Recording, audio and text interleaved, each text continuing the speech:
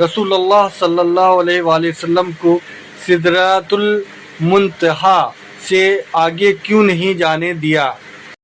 سدرۃ المنتہا کا مطلب یہ ہے یہ انتہائی مقام ہے، منتہا ہے، اس کے بعد مخلوق آگے نہیں جا سکتی۔ ہمارے پاس ذخیرہ احادیث میں کوئی ایسی حدیث موجود نہیں ہے جس میں کوئی یہ ثابت کر سکے کہ رسول اللہ صلی اللہ علیہ وآلہ وسلم سدرۃ المنتہا سے آگے گئے۔ نبی الاسلام کی معراج کا بھی آخری مقام یہی تھا۔